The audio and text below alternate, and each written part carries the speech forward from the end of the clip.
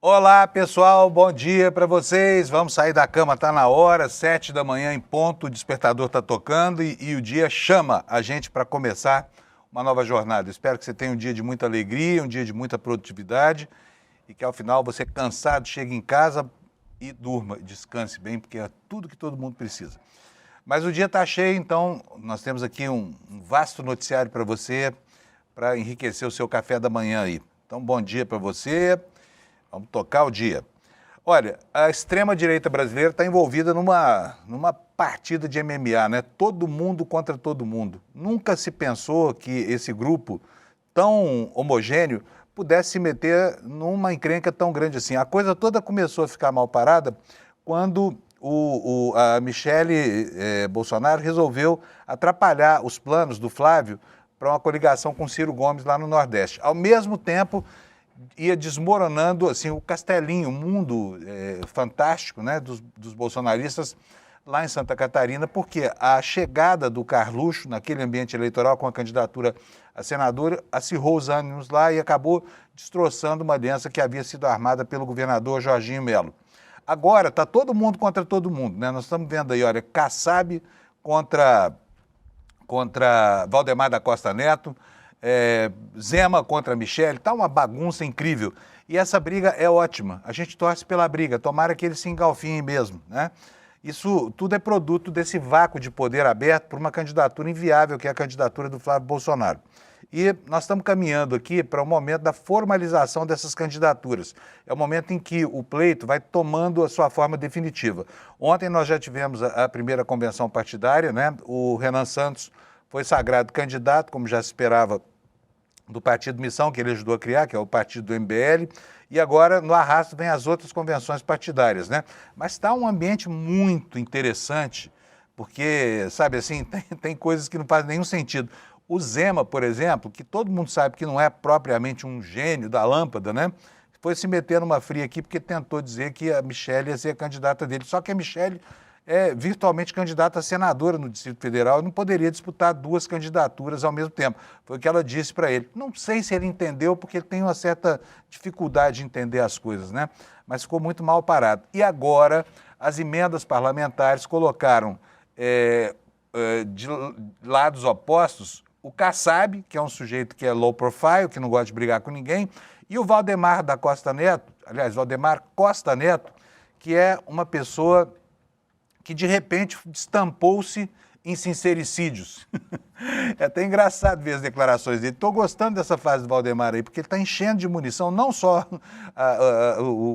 os inquéritos que correm contra ele do Supremo Tribunal Federal, por exemplo, esse da apropriação das emendas parlamentares, mas está construindo um ambiente hostil dentro, né, do galinheiro deles mesmos. Então é sobre isso que nós vamos falar durante o dia de hoje no programa, é o destaque, é o tema central aqui do nosso programa, tá? E eu espero que você tenha um dia maravilhoso sabendo dessas informações aqui sobre as brigas na direita. Mas antes de tudo, vamos falar um pouquinho do nosso velho e amado futebol, no quadro no Papos de Boleiro. Bota aí, Alex, a nossa vinhetinha, por favor.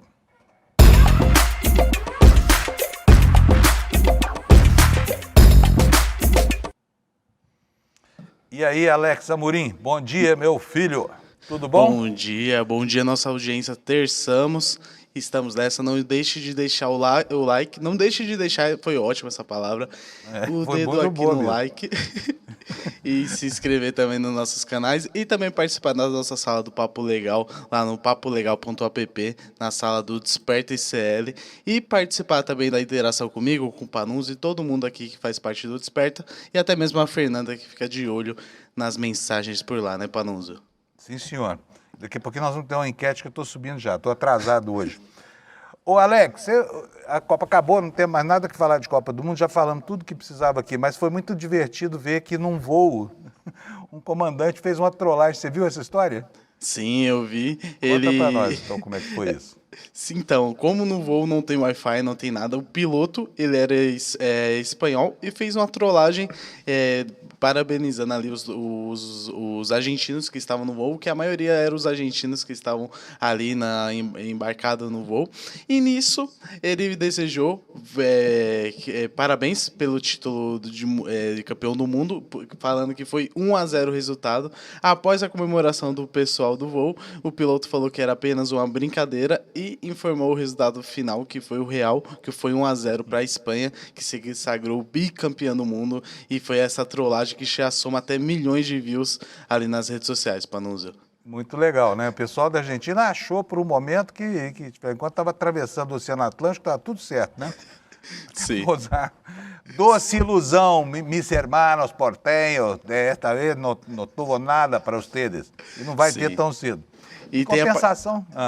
Tem a parte engraçada e também a parte triste, né, Panunzio? Qual é a parte triste, Alex? É porque após a perca ali da Argentina na Copa do Mundo, estão viralizando ali alguns ataques aos brasileiros e estudantes que estão morando ali na Argentina, que comemoraram o título ali da Espanha, e a TV local divulgou algumas imagens, alguns prints proliferando ali violência contra os perfis dos brasileiros, que estão relatando que estão com medo de sair na rua, com medo de sofrer ataques, de sofrer xenofobia ali, e também divulgando tem até no site do ICL, se a gente conseguir colocar a imagem, tem até a foto de uma arma que o povo argentino fica e mandando para esses brasileiros ali e meio que ameaçando eles e atentando contra a vida deles. Então tem o lado engraçado e também o lado triste ali dos brasileiros, Panunzio. Então tá aqui, olha, se quiser mostrar aqui na minha tela, tá aqui a matéria. Agora, eu não entendo o que é essa hostilidade contra os brasileiros, porque não tem nada a ver com a derrota da Argentina, nada. Se tem um país que não colaborou em nada para a Argentina perder a Copa, foi o Brasil. Até porque o Brasil facilitou bem, né? O Brasil não joga mais futebol, a Argentina ainda joga, né? Foi o segundo melhor time do mundo. Mas está aqui a matéria da agência pública, olha, é o seguinte, olha aqui, ó, uma mensagem, ó, eles vêm para cá estudar de graça, são ingratos, quer dizer, uma onda de xenofobia, né? Disse ao vivo um comentarista da Crônica TV, enquanto mostrava a postagem de estudantes brasileiros nas redes sociais, comemorando a derrota da seleção argentina por 1-0 contra a Espanha. Mas esses caras queriam o quê? Imagina se o Brasil fosse finalista da Copa do Mundo. Será que eles iam estar torcendo pelo Brasil lá na Argentina, Alex? Não. Não. E tanto que aqui no Brasil, ali na Moca Aires, que ficou conhecida, tinha muitos brasileiros reunidos torcendo pra Argentina, que se eu não eu vou ser sincero, no domingo eu estava com a camisa da Argentina, mas eu não estava torcendo pra Argentina. Eu só gosto do uniforme, eu acho bonitinho, mas torcer pra Argentina nunca. Gente, o Alex é um personagem complexo, entendeu? Vocês para entenderem o Alex, vocês precisam entrar na cabeça dele, porque ele é palmeirense e torce contra o Palmeiras, dizendo que é uma mandinga para o Palmeiras ganhar, né? Ele põe a camisa da Argentina, mas está torcendo mesmo pela Espanha, né? Isso. Então, assim, não tome aquilo que te parece como sendo a expressão da verdade alexiana. Isso mesmo, Panunzio. Bom, vamos mostrar o vídeo da trollagem do piloto, do comandante? Vamos? Vamos lá. O Anderson falou que não tem vídeo aqui, Panunzio. Não tem vídeo? Então tem na nossa página. Tem vídeo? Tem. Então mostra, Alex. Aí, tá na tela. Ha sido un partido muy disputado hasta el final, con prórroga incluida. Los dos equipos lo han dado todo. Pero la final de un mundial, lamentablemente, solo la puede ganar uno.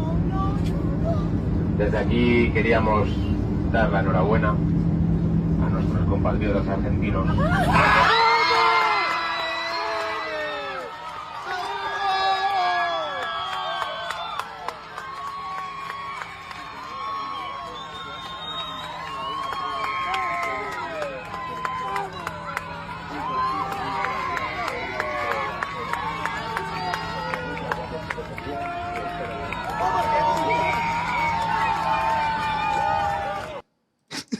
Eita, nós, hein, Alex? Eu adorei. Parece eu quando sai gol e o VAR anula. É a mesma situação aí. Pois é, eu gostei desse comandante aí. Por um segundo, esses 100 e poucos argentinos que estavam nesse boi tiveram a sensação errada de que o país dele tinha ganhado a Copa do Mundo, né? Sim.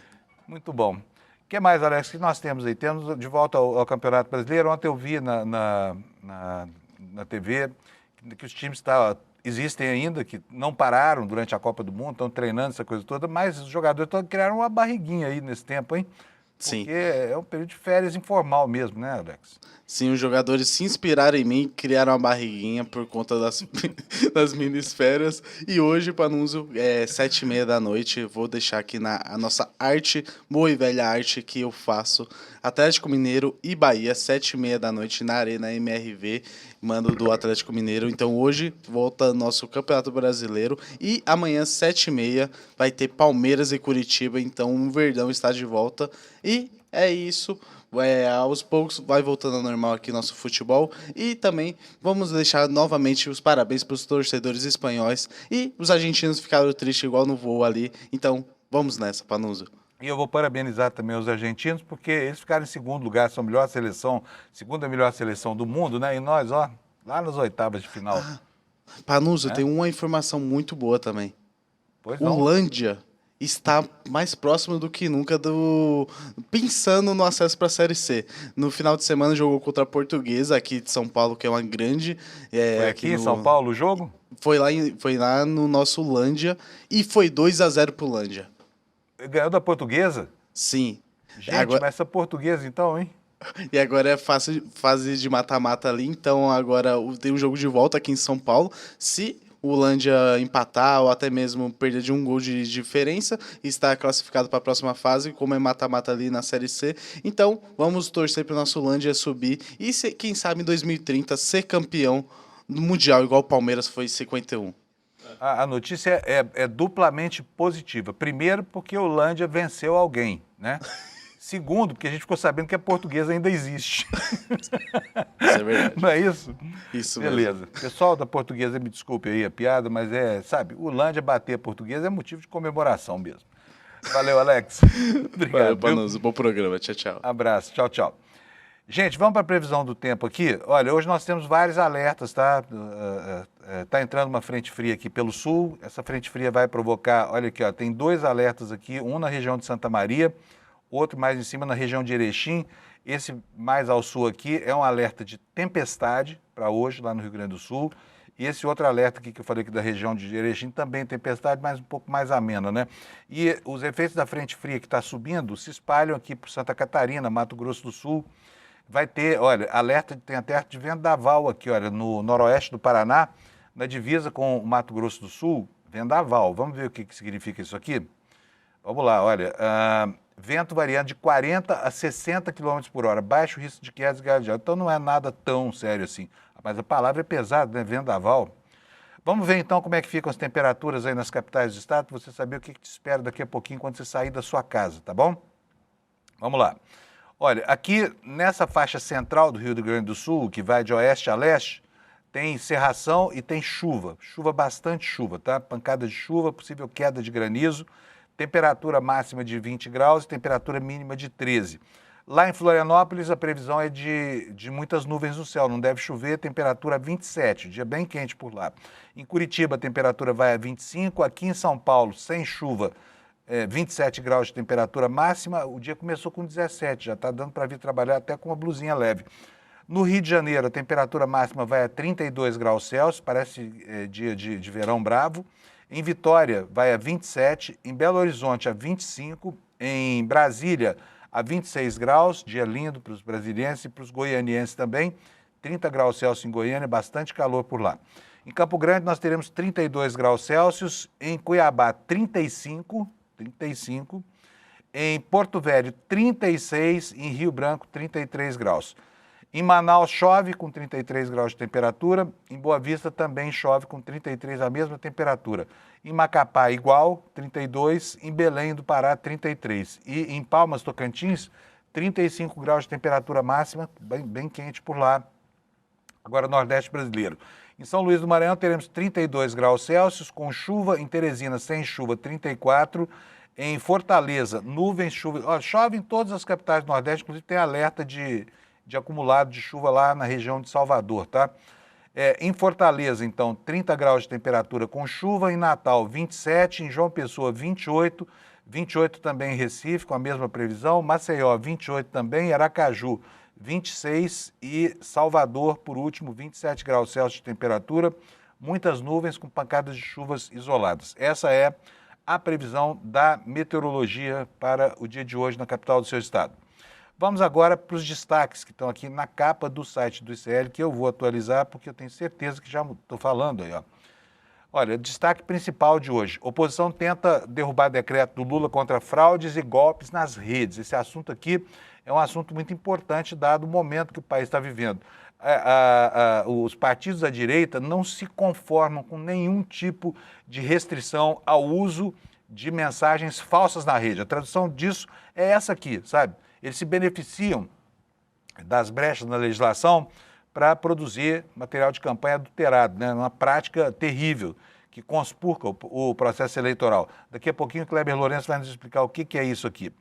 Temos como um destaque secundário uma informação muito positiva, que é essa aqui embaixo. Olha, a área queimada no Brasil caiu 58% em 2025, um ano após incêndios históricos. E a redução é a maior redução das últimas 4 décadas, tá? Então, só para lembrar a importância disso aqui, vocês se lembram que naquela carta falaciosa, né, em que o Escritório de Comércio dos Estados Unidos acusava o Brasil de tantas coisas, a devastação ambiental era uma delas, né? Justo eles, esse governo da depredação, o governo do drill, baby, drill, né? Enquanto isso, o Brasil cumprindo aqui o dever de casa, reduzindo a área de queimadas e reduzindo também a área de devastação na Amazônia em níveis históricos, tá bom? Lá na Argentina, a crise é contra uma tradição multissecular da população local. Porque o consumo de carne bovina, olha, o argentino é carnívoro por excelência, eles amam carne, tem uma carne maravilhosa, né? Mas olha só o que o governo do Milei está fazendo, olha, 11% menos consumo de carne bovina durante o primeiro semestre, tá bom? Olha, o Lula daqui a pouco vai nos explicar por que há um vício na legislação brasileira, na Constituição brasileira, que precisa ser extirpado, que é essa história da existência do suplente senador. O suplente senador é alguém que está presente no jogo político de maneira subreptícia, esperando uma oportunidade de mudar, de alterar a vontade do eleitor numa eleição que é majoritária, porque o senador não é eleição proporcional, é eleição majoritária. É igual o governador, o presidente da República e o prefeito. E o suplente senador realmente deforma o cenário, sabe por quê?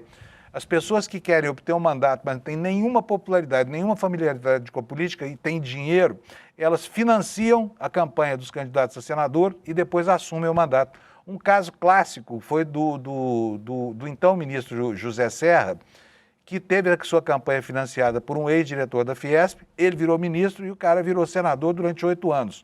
Uma tranquilidade, né? Outro caso foi como é que ele chamava? O Hélio... Vou lembrar daqui a pouco. Foi ministro da Comunicação do Collor, foi um repórter do Fantástico, a mesma coisa, foi eleito lá em Minas Gerais, virou ministro, acabou deixando o mandato para o suplente dele, que ficou durante 8 anos. É gente que ninguém conhece, gente estranha a política. E o Lula vai defender hoje aqui o fim dessa excrescência, né, que não interessa efetivamente a nenhum político. E, enquanto isso, último destaque, nós temos o governo Trump, lá nos Estados Unidos, emitindo o Green Card para Sua Excelência, o senhor Bananinha. Ele conseguiu um Green Card lá por causa dos seus múltiplos talentos especiais e qualidades que todo mundo repara nesse sujeito, né?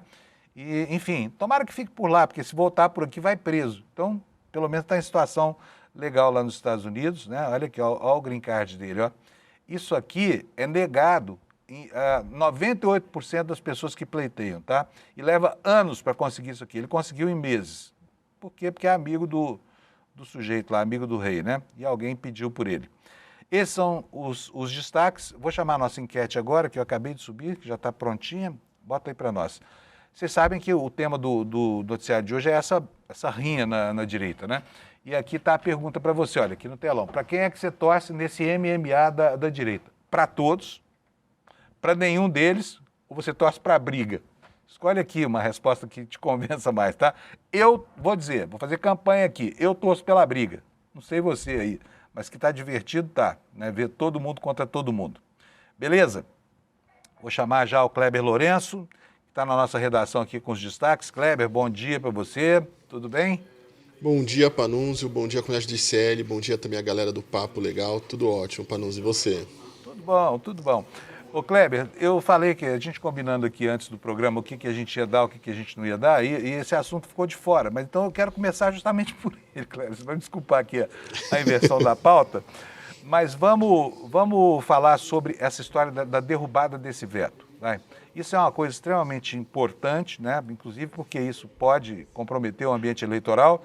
E eu queria saber por que a oposição ao governo Lula está implicando com o decreto do presidente que aumentou a responsabilidade das Big Techs.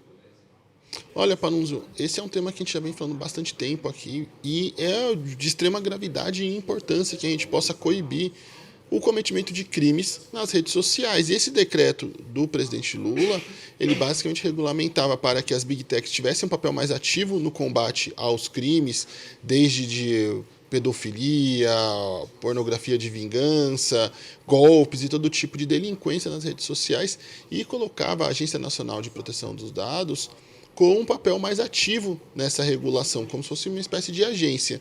Além disso, obrigava as Big Techs a removerem conteúdos logo após a solicitação via medidas judiciais, porque, inclusive, até essa medida hoje em dia é um problema.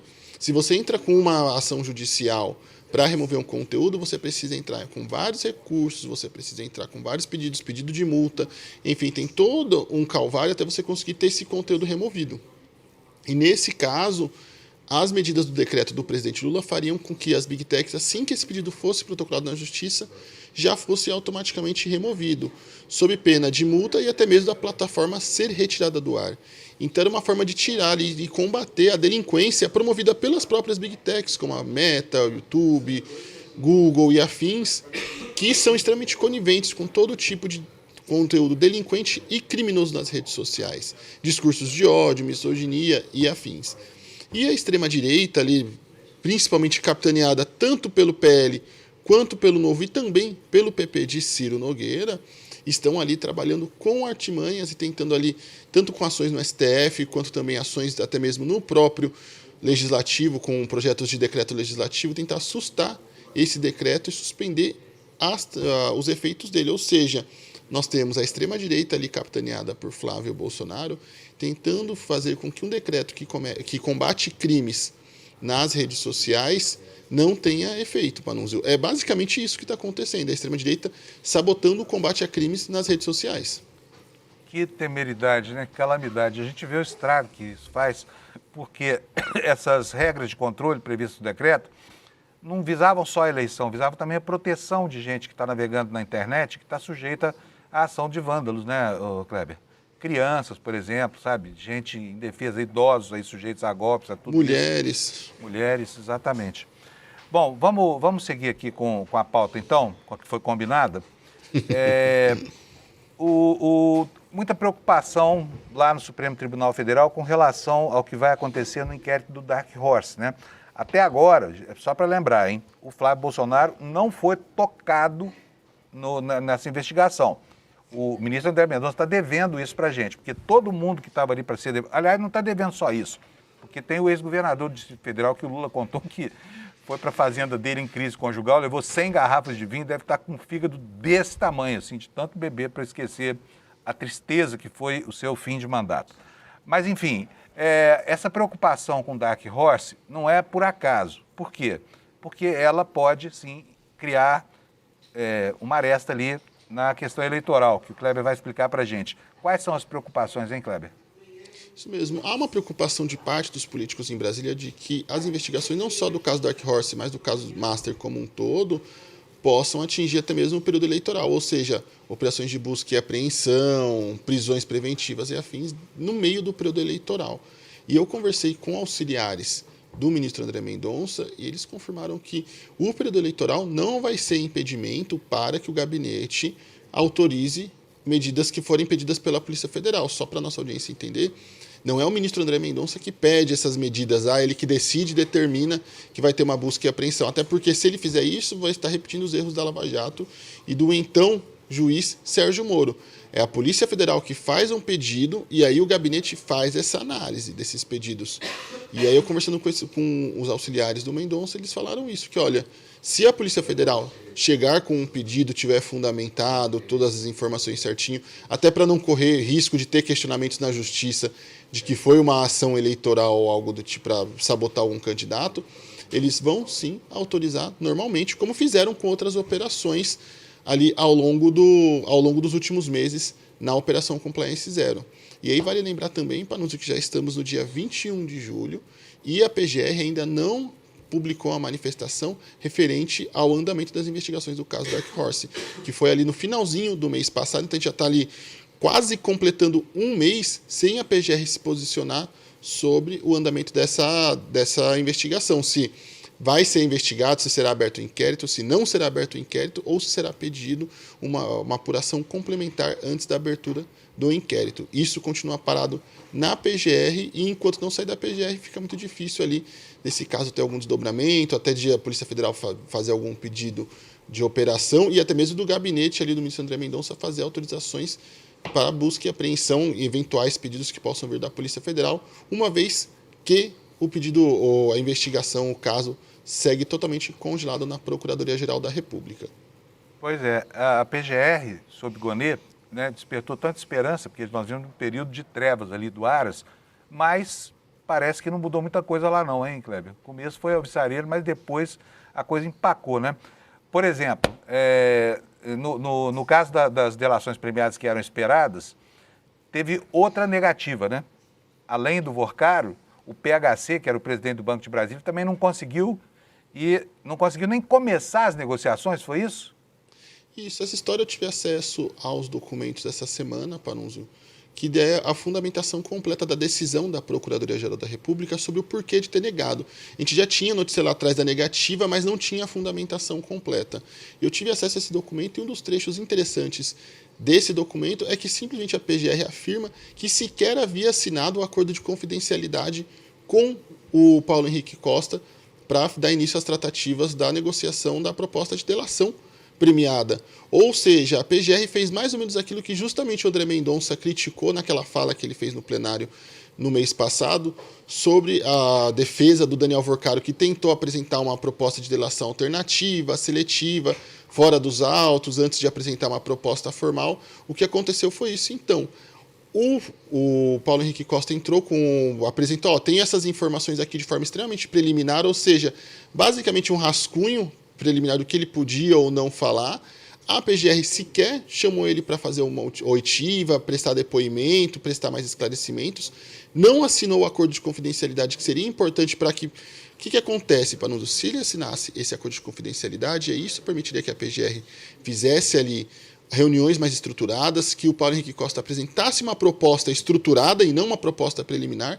Vai lembrar, essa suposta proposta preliminar, já tivemos boatos disso antes, lá com Daniel Vorcaro, que foi negado pelo próprio ministro André Mendonça ao ICL Notícias quando eu conversei com o gabinete dele. Então eles negaram em não foi aquela coisa bastidores, o próprio gabinete já tinha negado que isso não existe, que isso não poderia acontecer, a proposta preliminar antes do acordo de confidencialidade, mas nesse caso foi o que aconteceu aqui no Paulo Henrique Costa, Panunzio. Antes de ter o acordo de confidencialidade assinado, ou seja, a formalização efetiva da proposta de delação, ela já foi recusada sem nenhuma conversa. E assim, chama atenção porque a expectativa dessa proposta de delação é que ela atingisse em cheio o ex-governador do Distrito Federal, o Ibanez Rocha. Então isso torna todo o episódio ainda mais esquisito, já que ele não foi ouvido, não teve uma proposta formalizada e o acordo já foi diretamente descartado. Não teve nem essas idas e vindas que teve com o Daniel Vorcaro, que chama para conversar, vai na PF, volta, apresenta a primeira, a segunda proposta e fica cheio de idas e vindas. Nada disso aconteceu. Inclusive, a defesa do Paulo Henrique Costa chegou a reclamar isso com o ministro André Mendonça, falando, olha, a gente fez uma proposta ali de delação, ofereceu uma oferta de delação e sequer fomos chamados para conversar. E depois teve essa negativa depois dessa reclamação. Muito bom. Vamos falar do tema central do programa de hoje agora, que é a rinha que se armou no galinheiro da extrema-direita, para usar uma metáfora aqui completa. Olha, nós temos noticiado aqui nos últimos dias, já faz algum tempo que as dificuldades vêm se avolumando, né? Michele detonou o Flávio, a Michele tentou detonar a aliança do Flávio lá no Ceará. O Carluxo tendo dificuldades lá no Rio Grande do Sul, né? Porque está uma guerra lá com o senador Espiridião Amin. Enfim, então, agora nós temos um racha novo no Brasil, tá? E isso aqui a gente acha muito salutar, porque isso coloca, enfim, as garras da extrema-direita para fora, né? A gente começa a ver quem são os caras. Temos Valdemar Costa Neto brigando com Kassab. Uma briga que daqui a pouquinho a gente vai aprofundar com o Lula. Mas temos mais problemas lá no Amapá. Quer dizer, o mapa da eleição para a direita é um mapa completamente fragmentado, né, Kleber? Exatamente, na verdade é um mapa ali, é uma coisa de doido. E tudo isso começou ali, já foi se aprofundando, porque ontem o Valdemar, em resposta ao ministro Flávio Dino, ele admitiu a influência sobre a distribuição de emendas, mas negou controlar a destinação de verbas. E aí, o presidente do PSD, o Kassab, ele também, como o Flávio Dino obrigou todos os 21 presidentes de partidos com parlamentares no Congresso Nacional se posicionassem sobre a declaração do Valdemar Costa Neto, negou que isso existisse, falou que a fala na verdade, colocou que a fala do Valdemar Costa Neto não era verdade, que aquilo não se concretizava, que não era real. E aí teve o Valdemar que, primeiro, atacou o Kassab, falando que ele é um desqualificado, que ele não tem credibilidade em uma entrevista ali, num rompante ali de nervoso. E se não bastasse essa briga acontecendo de dois presidentes de partido, do Valdemar com o Kassab, dentro do próprio PL deflagrou-se uma outra briga maior e melhor ainda, que foi com aquela candidata indígena, a Silvia Wayampi. Peraí, Kleber, antes de falar da Silvia Wayampi, eu quero mostrar a declaração inteira aqui do Valdemar Costa Neto. Vamos lá. Porque ele meteu o sarrafo no Kassab, descascou o porrete mesmo. Vamos ver aqui, põe no ar para mim, olha aí, olha a declaração dele inteira. Ó. O Kassab é um desclassificado para discutir qualquer assunto, porque ele, que era ministro da Dilma, pediu a conta na véspera do impeachment e todo o PSD votou a favor do impeachment.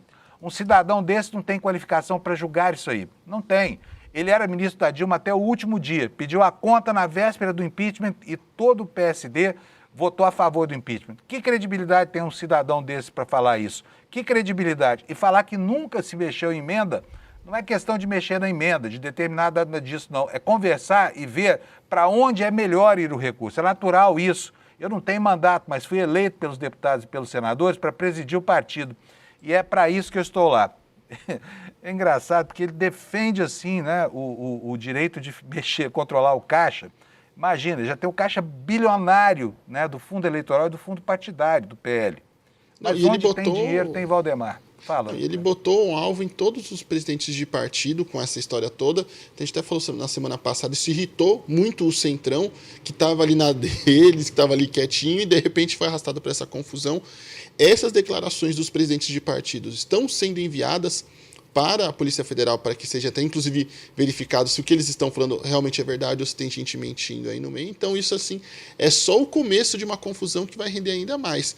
E aí, só para a gente organizar com a nossa audiência, a gente tem várias frentes de briga, porque nós temos, então, o Valdemar brigando com o Kassab pela questão das emendas. E é engraçado o Valdemar, longe de mim fazer uma defesa ali do Kassab, mas é engraçado o Valdemar chamar o Kassab de desqualificado e de alguém que não tem credibilidade. Eu gostaria que o Valdemar me chamasse de desqualificado, porque isso é um elogio, vindo dele, né? No mínimo surreal. Ao mesmo tempo, nós temos o Flávio Bolsonaro, que na semana passada disse que se a Michele não fosse esposa dele, e não fosse esposa do pai dele, ele iria estancar a Michele, já teria sido estancado. Para quem não sabe, na Zona Oeste do Rio, estancar tem outra conotação mais grave. E aí, essa semana, a Michele... Quem é que estanca lá no Rio de Janeiro, Kleber? A milícia. Como sempre, quando a gente fala de Flávio Bolsonaro, não tarda muito para falarmos de milícia, né? Pois é. E aí, a Michele, essa semana, sob a alegação de aumento das ameaças das redes sociais, ameaças essas que são feitas pela turma dos Estados Unidos, Eduardo Bolsonaro, irmão de Flávio e Paulo Figueiredo, ela aumentou a sua segurança, fez um pedido de aumento da sua segurança. Então, depois de falar que ela... Se não fosse o vínculo ali com o pai dele, ela seria estancada, ela aumentou sua segurança. Além disso, nós temos uma crise também agora no PL do Amapá, aquela ex-deputada indígena Silvia Wayampi, que teve o mandado cassado por gastar 9 mil do fundo ali eleitoral com harmonização facial, a coisa só melhora, Panunzio. Pois é, ela foi cassada em março desse ano, né? Exatamente. Há uma controvérsia sobre a origem dela, que diz que é indígena, mas o pessoal na aldeia de onde ela saiu diz que ela não conhece ela lá, ninguém nunca viu, não. Mas vamos lá. Algumas críticas em relação a isso, mas ela ficou de fora das nominatas ali de candidaturas do partido, mesmo caçada, ela estava tentando disputar as eleições, e aí ela é mais uma pessoa que criou ali sua atividade política criticando o discurso ali de defesa das minorias, ou que é chamado hoje pejorativamente de discurso identitário, mas agora, colocada para fora ali pelo próprio PL, apela para esse mesmo discurso. Vamos ver 2 vídeos que ela colocou nas redes sociais falando sobre isso rapidinho? Não tá. Bom dia. Você sabe que foi você quem me tirou dessa nominata. Foi você quem me tirou e você sabe disso. Você sabe disso. Seja bem-vindo. Essa é a nossa chapa. Esse é o nosso projeto. Traidor, traição, eu não perdoo. Você sabe. Você sabe. Foi ele. Eu recebi notícia do pessoal da equipe dele.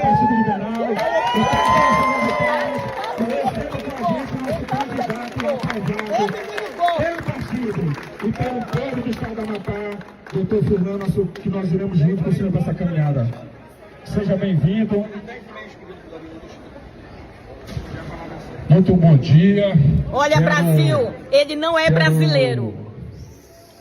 Tá? Ele não é. O que é que eles estão fazendo? Né? Um candidato que não é brasileiro tem prioridade quando ele está respondendo processo na justiça que ainda não transitou em julgado. E eu, mulher indígena, que também tenho um processo na justiça que não transitou em julgado, né? Não tenho direito.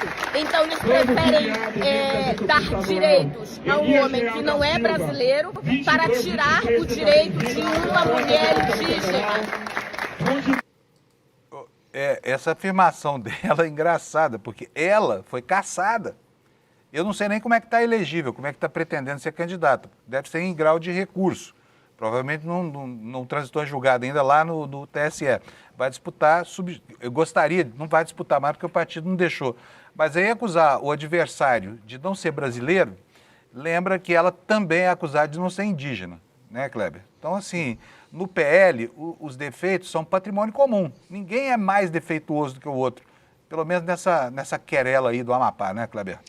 E me chama a atenção, porque são pessoas que criaram ali sua história política criticando, o discurso de defesa das mulheres é coisa de esquerdista, é coisa de comunista, a defesa dos indígenas é coisa de esquerdista. A gente tinha o general Heleno, que também ali é um dos nomes do bolsonarismo, que defendia ali que as reservas indígenas tinham que praticamente acabar, que os indígenas iam dar um golpe, iam tomar os territórios de volta e o Brasil ia ser reduzido. Então, tinha todo tipo de teoria absurda ali e pensamento anti-indígena, e agora uma candidata ali do meio bolsonarista tenta usar desses argumentos de defesa ali, tanto dos indígenas quanto das mulheres, para tentar sair de uma situação que, obviamente, a gente sabia que ia acontecer, a gente sabe a prioridade que a extrema-direita dá para mulheres, dá para indígenas e para outros estratos sociais que não sejam homens héteros brancos.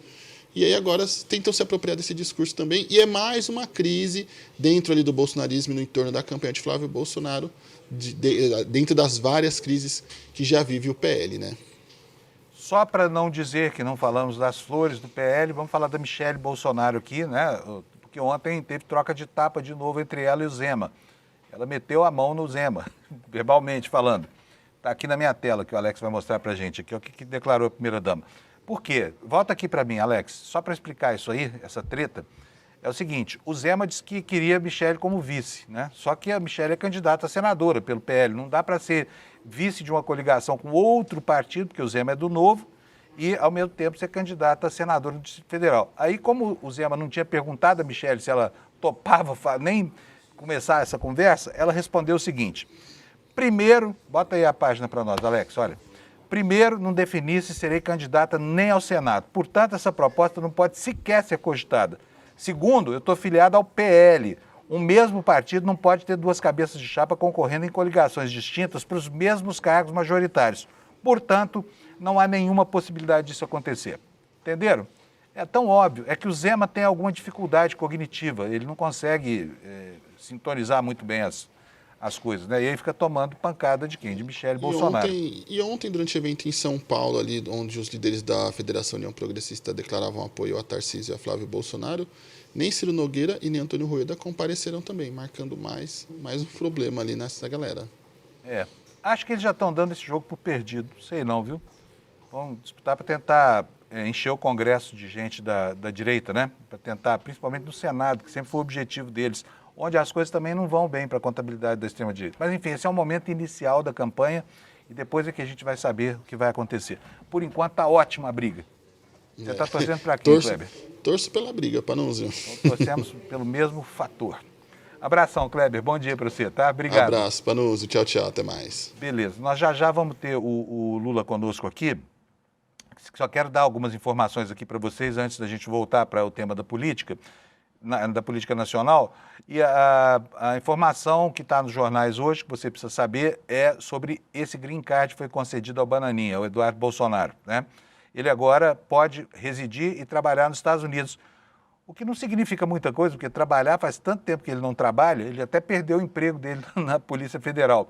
Mas se quiser trabalhar, voltar a fritar hambúrguer, essas coisas, ele pode agora legalmente, tá? Tá permitido. Vou ler aqui para você um trechinho da matéria.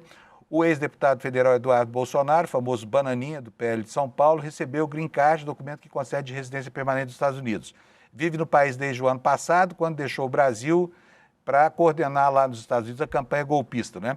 A matéria explica que o green card é uma autorização que permite a um estrangeiro morar, trabalhar e estudar nos Estados Unidos de forma permanente. Aliado da corrente bolsonarista dos Estados Unidos, Paulo Figueiredo, que foi quem deu a notícia, né? O Paulo Figueiredo é o neto do ditador João Batista Figueiredo. O Paulo Figueiredo disse o seguinte, olha, Eduardo agora está protegido pela Constituição americana. O pedido foi protocolado há mais de um ano, a aprovação ocorreu apenas este mês após o terceiro filho de Bolsonaro atender aos requisitos exigidos pelo governo americano. O terceiro filho do Bolsonaro é ele, tá? É o Bananinha, tá? O bolsonarista lá, o Paulo Figueiredo, falou o seguinte, ó, qualquer ação de perseguição ou censura, por exemplo, contra ele, pode se inserir no mesmo contexto das ações que levaram às sanções dos Estados Unidos ao Brasil. Pois, Eduardo, fique por aí, tá bom você longe do Brasil, o país melhorou muito com a sua ausência, né? Vou chamar o Lula agora, Lula Costa Pinto, meu querido amigo lá em Brasília, que vai nos ajudar a entender melhor essa confusão toda. Lula, bom dia, de novo. Não, bom dia. Novo, não, hoje é a primeira vez que você aparece no programa, né? Exatamente, depois que eu fui expulso do Papo de Boleiro, fui demitido, estou aqui. Né, pelo Alex. Ô Lula, mas você bate um bolão na política, então vamos aproveitar. Lula, tá um inferno esse clima na direita, hein? Eles não conseguem, é o vácuo de poder, né? Porque parece que é a candidatura do Flávio e eles mesmos dão por perdido, né? Fábio, a direita está completamente desunida e não cabe numa van coreana, né, saindo de São Paulo em direção a Campinas, aonde, aliás, no próximo domingo ocorrerá a convenção, né, estadual do PT que lançará, no próximo sábado, tá, dia 25, em Campinas, que lançará o Fernando Haddad, candidato a governador de São Paulo, e rivalizará com a Convenção Nacional do PL, que estará ocorrendo no Pacaembu, em São Paulo, e para onde não deverão ir os presidentes dos partidos que eram cabalados pelo Valdemar da Costa Neto, né, União Brasil, PP, Republicanos. Ele imaginava que nesse dia montaria a grande coligação da extrema-direita junto com o Centrão para fazer face à tentativa de reeleição do presidente Lula para o 4º mandato.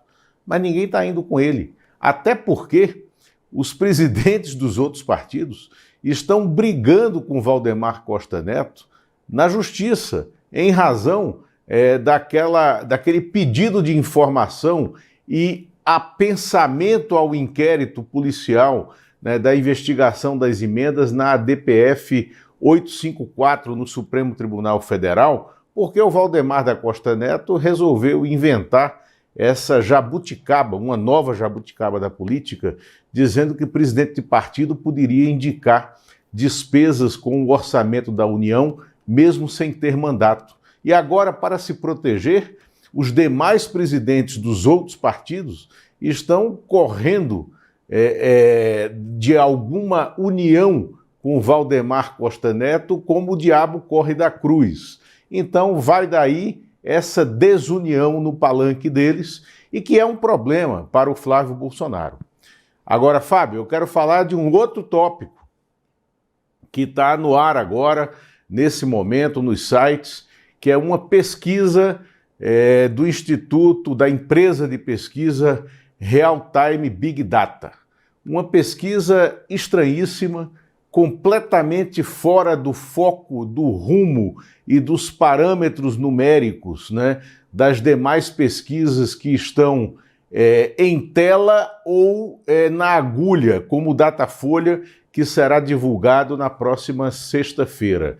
Esse Big Data de hoje coloca Ronaldo Caiado à frente do presidente Lula no ensaio de segundo turno, né? O Caiado com 44% das intenções de voto, o presidente Lula com 42%, mostra o Flávio Bolsonaro numa rota de crescimento no voto estimulado de primeiro turno e também empate técnico com o presidente Lula num ensaio de segundo turno, e o Renan Santos, na pesquisa estimulada de primeiro turno, em terceiro lugar com 9% das intenções de voto.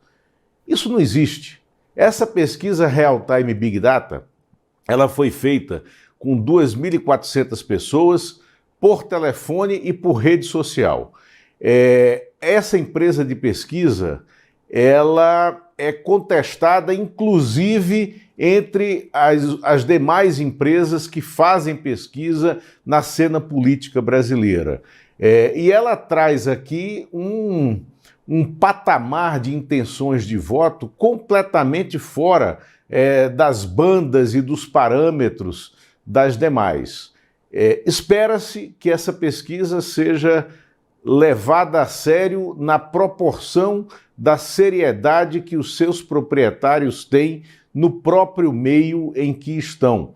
Essa pesquisa, ela vem somar a essa tentativa de construção de um outro nome de oposição ao presidente Lula, nesse momento em que a extrema-direita empacou e roda na cena como uma enceradeira ligada.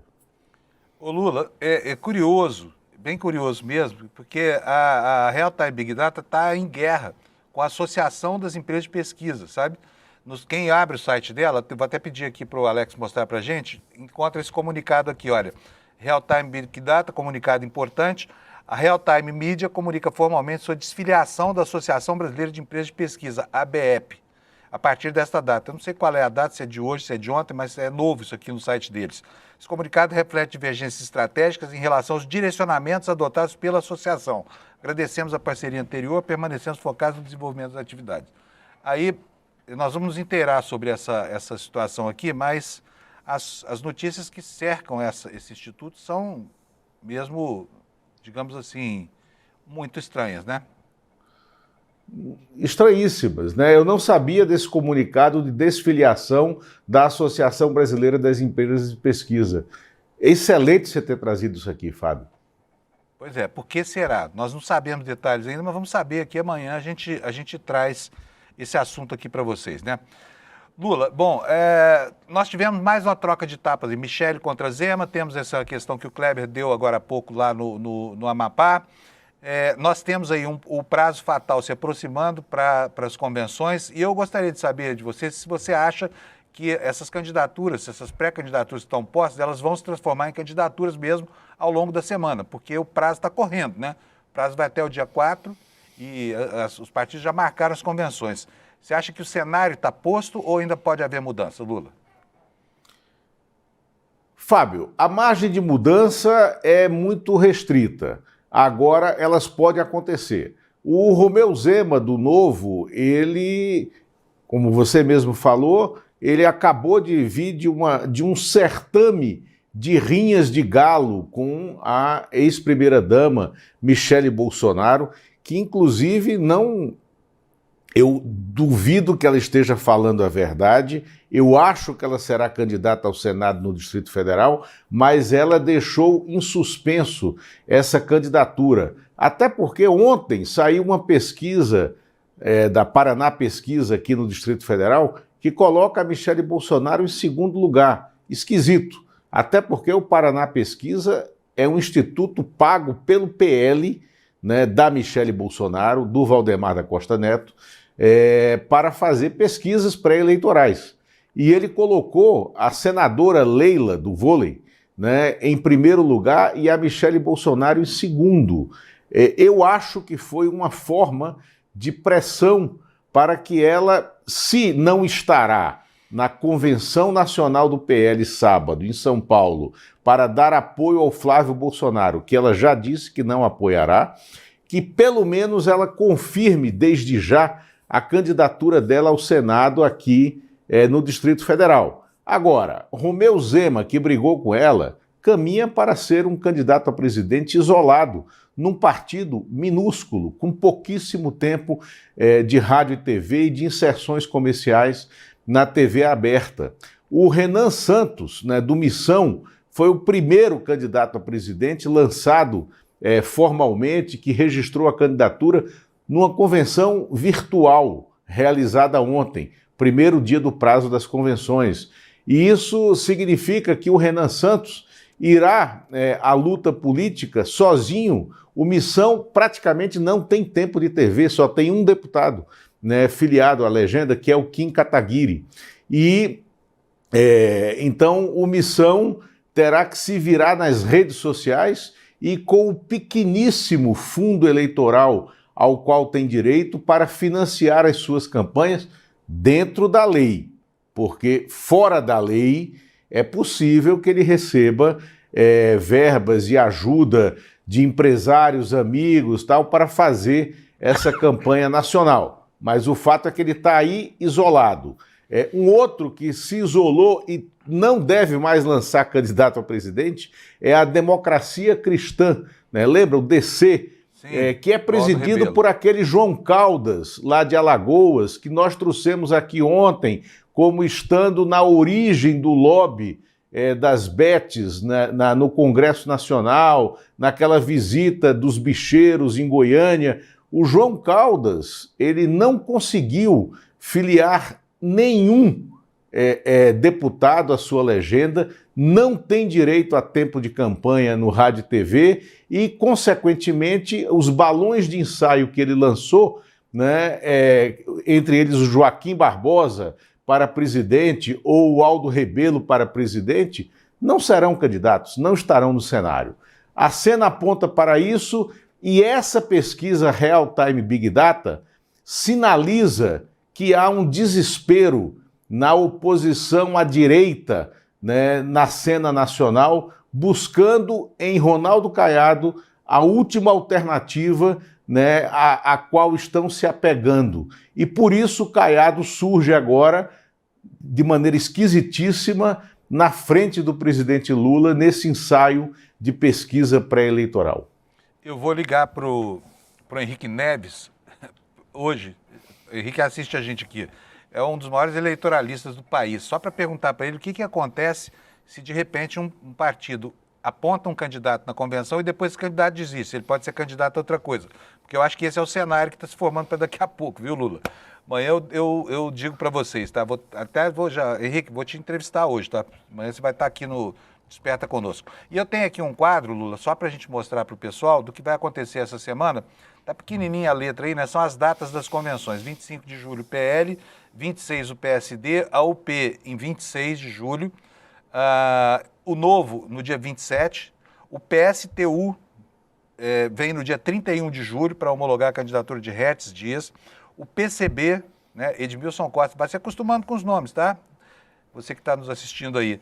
O PCO vem com o Rui Costa Pimenta de sempre e o PT vai ser o último partido a oficializar a candidatura do Lula. Essas são as datas das convenções, muito importante. Lula, bom, voltando aqui para os temas do dia, eu gostaria de saber agora do outro lado. O presidente Lula participou da convenção do PDT, né? E como é que foi lá? O que foi que aconteceu? Não, foi a primeira convenção da base, né, dos partidos grandes que estão apoiando o presidente Lula.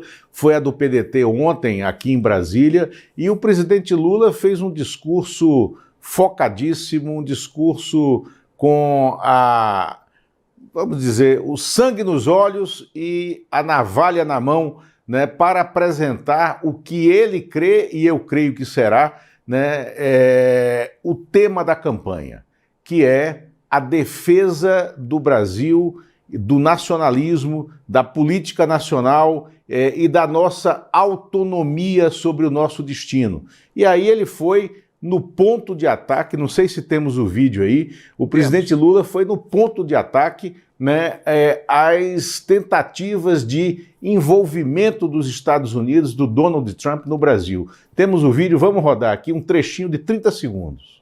Vai lá, a gente tem que dizer alto e bom som que não há nada mais sagrado nesse momento histórico. Primeiro, a defesa da soberania nacional. Nós precisamos voltar a fazer com que o povo brasileiro sinta orgulho de que esse país foi criado e construído por brasileiros, mas nós queremos uma coisa sagrada. Aqui nós erramos por nós acertamos por nós, e aqui ninguém diz o que nós vamos fazer.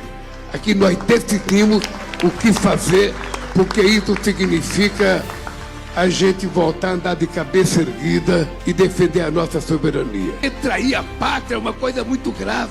E hoje nós temos não um, nós temos vários traidores que vão aos Estados Unidos pedir para os Estados Unidos impor punição ao Brasil, porque não há neste país, a não ser vocês, que decida que país a gente quer para os próximos anos. E aí, Lula, para aumentar ainda, né, essa retórica eleitoral que está sendo construída pelo Lula, o Trump botou mais uma azeitona na empadinha da candidatura do Lula. Parece que o Trump está trabalhando para o PT. Dá gosto de ver o presidente americano tentando eleger a esquerda no maior país ao sul da linha do Equador, não dá não, Lula? Claro, né, Fábio? O Trump é bizarro, né? Além daquela tentativa de estar presente na foto da vitória da Espanha no último domingo depois da Copa, ele faz com que o seu Departamento de Estado conceda o green card a um criminoso condenado no Brasil, que é o Eduardo Bolsonaro, e na madrugada de hoje ele impõe as taxas, o tarifaço contra o Canadá, país vizinho, né, uma tarifa de 50% sobre os produtos canadenses, dizendo que o Canadá faz uma perseguição industrial, sobretudo no setor automotivo, né, e no setor de bebidas também, né, à indústria americana, o que é uma absoluta maluquice, e ele implode o NAFTA, né, o Acordo de Livre Comércio da América do Norte. Assim, o Trump é uma excrescência em cena. Excrescência, aliás, como temos outras aqui na política nacional, não sei se dá tempo da gente falar, Fábio, que são os suplentes não vai de dar senador. Tempo, Lula, mas a gente vai falar amanhã, porque o artigo é atemporal. Eu quero chamar a atenção de vocês para a leitura do artigo do Lula. Não, pode tirar essa tela, essa é a informação do tarifaço do Trump lá no Canadá, mas eu quero chamar a atenção de vocês para um artigo que está muito importante que o Lula escreveu, demonstrando, né, essa que é talvez a coisa mais estranha da composição institucional do quadro eleitoral brasileiro, que é o suplente de senador. É absolutamente venal, mas não dá tempo de falar disso hoje, a gente fala bastante amanhã, tá bom, Lula? Beleza? Mas Fechado. Leia você que está me assistindo aqui, vai lá no site, leia, porque é para preparar para o ambiente da discussão que vai ser aqui amanhã. Eu fiquei devendo lá, o senador era oh, meu Deus do céu, Hélio Costa. Hélio Costa. E o suplente senador dele era o Wellington Salgado, que é inclusive lá da minha cidade, de Lândia. Né? O Wellington Salgado, que era dono de faculdade, de universidade, junto com aquele Ney Suassuna, que também era suplente de senador quando assumiu o primeiro mandato. Isso aí. Amanhã a gente vai falar bastante sobre isso, tá, Lula? Prometo para você. Hoje não deu tempo, amanhã a gente fala. Abraço. Um abração, Lula. Obrigado, viu? Pessoal, estamos terminando aqui, então vamos para os finalmente aqui do programa. Onde é que você quer começar, Alex? Enquete, que é audiência, o que você quer? Enquete. Vamos ver qual foi o resultado. Para quem que você torce nesse MMA da direita? Para todos, 1% só. Para nenhum deles, 7%. 92% torce para mim, ou seja, quase todo mundo, né? Considerada a margem de erro, nós podemos chegar a 100% nessa enquete, beleza? Agora vamos falar do evento que o ICL vai promover essa semana. Olha, gente, é muito importante esse material que foi coletado, porque nós temos gente aqui no ICL que investigou profundamente a vida do Flávio Bolsonaro. Estou falando da Juliana, enfim, da nossa equipe inteira, especialmente da Juliana da Alpiva, e nós vamos apresentar para vocês esse que se arvora candidato a presidente da República. É bom que você conheça, tá? São fatos que delineiam a trajetória, o currículo, ou como queira, a capivara, de Flávio Bolsonaro, candidato da extrema-direita e do PL à presidência da República. Vai ser no dia 23, na quinta-feira, às 8 da noite. O seu ingresso está aqui, olha, no despertaicl.com.br. Não deixa de pegar, porque informação, né, é antídoto contra o veneno que vem por aí. E por fim, nós não temos audiência hoje? Tá bom, então beleza. Amanhã a gente dá audiência, tá? Bom dia para vocês, um abração, muito obrigado pela audiência e amanhã, 7 da manhã, nós estamos de volta aqui. Obrigado, valeu. Flávio Bolsonaro, o 01. O Bolsonaro conservador, ou o Bolsonaro light, como vários costumam dizer. Por que será que construíram essa imagem? E qual será a verdadeira imagem de Flávio Bolsonaro? Aquela que é escondida, trancada num baú a 7 chaves, mas que agora, com uma investigação inédita do ICL, vai ser revelada. Não pelo ICL, mas na voz de várias pessoas que estiveram no centro do poder bolsonarista e que até hoje permaneceram em silêncio, mas agora decidiram falar. No dia 23 de julho, uma quinta-feira, às 8 horas da noite, e o Brasil, de uma vez por todas, vai conhecer a realidade sobre o filho de Bolsonaro, que começou enrolado em vários esquemas na Assembleia do Rio de Janeiro e com uma operação toda estruturada e bem montada, se transformou no herdeiro do clã. Dia 23 de julho, o jogo muda e você vai fazer parte disso. O ICL está em todo lugar, na palma da sua mão, na TV da sua casa e até nos seus ouvidos. Para ir além da manchete e mergulhar com apuração e contexto de verdade, acesse iclnoticias.com.br. Siga o ICL, compartilha e vem com a gente. Informação para quem pensa.